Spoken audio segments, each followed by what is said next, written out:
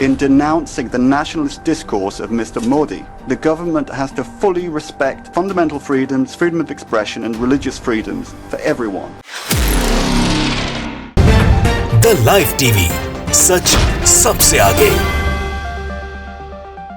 दोस्तों, गोदी मीडिया का एक काम है कि जब भी मोदी जी विदेश के दौरे के ऊपर जाते हैं तो वो अपनी सारी सीमाएं लांघ देता है। गोदी मीडिया बड़ा चढ़ा के उस सबको बताने के लिए, मानो जैसा पहली बार कोई सम्मान मिल रहा हो और पहली बार कुछ हो रहा हो, जैसे अभी फ्रांस के दौरे के दौरान हो रहा है। लेकिन एक ऐसी चीज हुई है फ्रांस के दौरे के ऊपर जो चिंता बढ़ाती है कि बीजेपी की सरकार के कार्यकाल में जिस तरह से कार्रवाई अंतर्राष्ट्रीय स्तर पर चल रही हैं, क्या वो सम्मान की बात है या अपमान की बात है? ये चिंता की बात है, निंदनीय है, क्योंकि यूरोपियन यूनियन, जो यूरोप का पार्लियामेंट है, यूरोप की संसद है, उसने भारत के खिलाफ, मोदी सरकार के खिलाफ कहिए, एक प्रस्ताव पारित किया है और उस प्रस्ताव को पास भी करा लिया है। सबसे बड़ी बात यह है कि जब मोदी जी फ्रांस के दौरे पे थे तभी ये पूरा मामला हुआ है और फ्रांस के एक बड़ी संख्या में रिप्रेजेंटेटिव उस संसद के अंदर मौजूद हैं, जिसके द्वारा ये पूरा का पूरा प्रस्ताव पारित कराया गया है और फ्रांस के सदस्यों की भी अहम भूमिका बताई जा रही है। डीबी लाइव ने भी इसको कवर किया है और बहुत सारे अखबारों ने किया है। डीबी लाइव ने लिखा, मोदी सरकार ने कराई देश की फजीहत। पीएम मोदी फ्रांस के 2 दिन के दौरे पर हैं, लेकिन पिछले कुछ समय से पीएम मोदी का दौरा उनकी सफलता के चलते कम, उनके विरोध के चलते ज़्यादा चर्चा में बना हुआ है।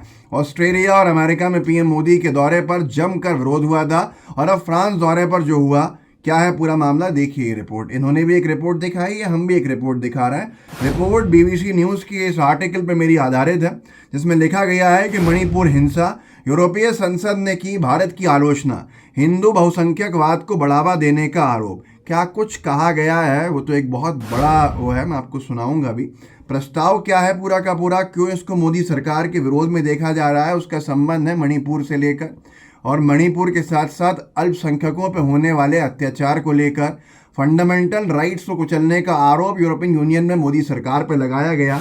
महात्मा गांधी से क्या तुलना की है मोदी जी की वहाँ के सांसद ने, मैं आपको भी सुनाऊंगा। प्रशांत भूषण जी ने इसका वीडियो डाला है, जो ईयू में, मतलब यूरोपीय संसद के अंदर, यूरोपियन यूनियन में जो सब कुछ हुआ, और प्रशांत भूषण ने कहा है कि व्हाट वाज, मतलब क्या कहा गया। देखिए क्या कहा गया ईयू पार्लियामेंट में, ह्यूमन राइट्स वायलेशंस को लेकर, एथनिक और रिलीजियस वायलेंस, जो हिंसा हुई है धार्मिक और क्षेत्रवाद के आधार के ऊपर मणिपुर में, उसको लेकर, और मोदी सरकार के रोल को लेकर।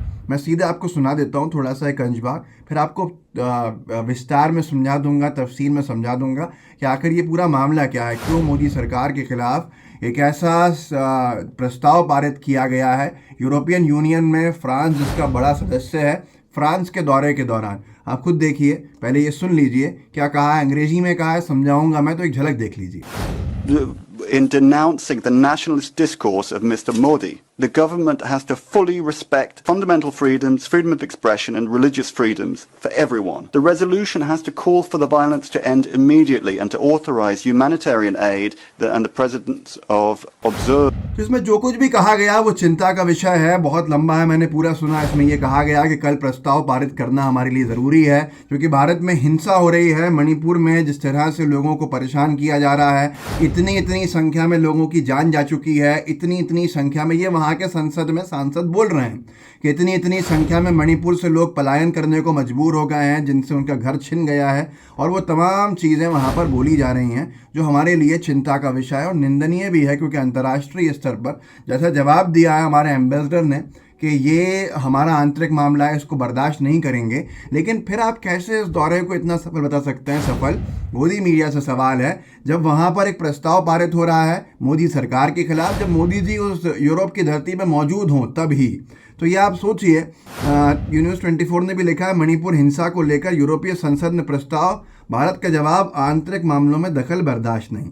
लेकिन गोदी मीडिया को देखिए, ये गौरव सावंत पहुंचे हैं, PM Modi France visit, Paris में मोदी का जोरदार स्वागत, पीएम को मिला फ्रांस का सबसे बड़ा सम्मान। अरे भाई, साथ में जो प्रस्ताव पारित हो गया मोदी सरकार के खिलाफ, उसके ऊपर भी चर्चा कर लीजिए, थोड़ी सी तुलना ही कर दीजिए कि एक तरफ फ्रांस सम्मान दे रहा है, वहाँ फ्रांस के सदस्य यूरोपियन यूनियन में साथ दे रहे हैं उस प्रस्ताव को पारित करने का जो मोदी सरकार के खिलाफ है। ये आरएसएस का पांजन्य ने लिखा, पीएम मोदी को फ्रांस का सर्वोच्च सम्मान ग्रैंड क्रॉस, ये सम्मान प्राप्त करने वाले पहले प्रधानमंत्री बनने की होड़ ऐसी है गोदी मीडिया में, कुछ पूछो मत।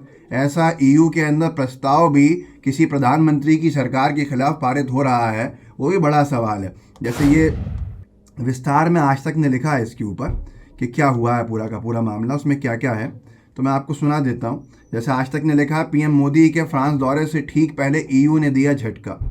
अब आप ये देखिए कि ये सब कुछ फ्रांस में ही हो रहा है।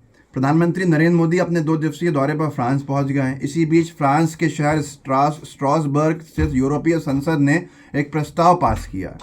मानव अधिकारों को लेकर नरेंद्र मोदी सरकार की उसमें आलोचना की गई है। मणिपुर हिंसा को लेकर यूरोपीय संसद में सरकार को आड़े हाथों लिया गया है। ये सब कुछ उस फ्रांस की ज़मीन पर ही हो रहा है जिस फ्रांस की धरती पर प्रधानमंत्री मोदी मौजूद हैं। वहीं ईयू है, वहीं यूरोपीय संसद है, और उस संसद में इस तरह का प्रस्ताव पारित होता है, लेकिन गोदी मीडिया उसे छुपा देती है और आपको बड़ा चढ़ा के मोदी जी का सम्मान बताती है। क्या देश से बढ़ जाएंगे? क्या देश से ऊपर रख दिया जाएगा गोदी मीडिया की तरफ से? ये बड़े सवाल हैं। अब जो आज तक ने देखा है, मैं आपको पढ़ के सुना देता हूँ इस पूरे के पूरे मामले को, आपको समझ में आ जाएगा क्या क्या है। यूरोपीय यूनियन की संसद की 6 संसदीय समूहों की तरफ से पेश किए गए प्रस्ताव में मणिपुर में 2 महीने से चल रही हिंसा को से निपटने के मोदी सरकार के तरीकों की आलोचना की गई है। प्रस्ताव में कहा गया है कि हिंदू बहुसंख्यकवाद को बढ़ावा देने वाली राजनीति से प्रेरित विभाजनकारी नीतियों और आतंकवादी समूहों की गतिविधियां बढ़ोतरी को लेकर हम चिंतित हैं। ऐसा भी कहा गया है उसमें, जो मैं सुन रहा था वहाँ सांसद को उनके कि महात्मा गांधी के वो अपने आप को सक्सेसर कहते हैं महात्मा नरेंद्र मोदी जी के बारे में। और ये उन्होंने वर्ल्ड योगा डे भी ऑर्गेनाइज करना शुरू किया है। इस तरह की कुछ चीज़ें हैं जो तारीफ़ के काबिल हैं, वो सही व्यक्ति लगते हैं, गांधी से अपने आप को जोड़ते हैं, लेकिन उनकी सरकार में जिस तरह से फंडामेंटल राइट्स मुसलमानों के जो माइनॉरिटी हैं वहाँ पर, या ईसाइयों के, या मणिपुर में जो क्षेत्र की लड़ाई चल रही है उसके अंदर जो कुचले जा रहे हैं, वो बहुत चिंता का विषय बन गया है। और इस तरह से फंडामेंटल राइट्स का छीना जाना यूरोपियन यूनियन को सही नहीं लगता है। इसलिए प्रस्ताव, अब प्रदेश में कर्फ्यू लगाना है, इंटरनेट पर रोक लगाने राज्य सरकार के फैसले की भी आलोचना है। केंद्र सरकार से आग्रह किया गया है कि वो संयुक्त राष्ट्र की सिफारिशों को मानते हुए armed forces special powers act को निरस्त करे और सुरक्षा बलों द्वारा बल के इस्तेमाल पर संयुक्त राष्ट्र की बुनियादी सिद्धांतों का पालन सुनिश्चित करें। मैं ये नहीं कह रहा कि मैं इनका समर्थन कर रहा हूँ, मैं ये कह रहा हूँ कि यूरोपियन यूनियन ने, यूरोपीय संसद ने फ्रांस के एक दूसरे शहर में, पेरिस थोड़ी सी दूरी के ऊपर जहां मोदी जी मौजूद हैं, हमारे मोदी सरकार के खिलाफ प्रस्ताव पारित कर दिया और गोदी मीडिया के माथे पे शिकन नहीं आई। एक ज़रा सा बीजेपी के नेताओं को शर्म नहीं आई। ये निंदनीय है और बीजेपी के नेताओं को कम से कम लाल आंख दिखाने के लिए आग्रह करना चाहिए कि आप फ्रांस में ही हैं, जाके लाल आंख दिखाइए और पूछिए इस तरह से क्या ये सम्मान है या अपमान है कि हमारे अपने देश बुला के फ्रांस में इस तरह से हमारे खिलाफ ही प्रस्ताव पारित किया जाए। तो ये बड़ा विषय है। इस वीडियो को आगे बढ़ाइएगा ज़रूर। गोदी मीडिया किसी को नहीं बताएगा, आप ही दिखा दीजिए। लाइव टीवी को सब्सक्राइब भी कीजिएगा। जय हिंद, जय भारत। द लाइव टीवी, सच सबसे आगे।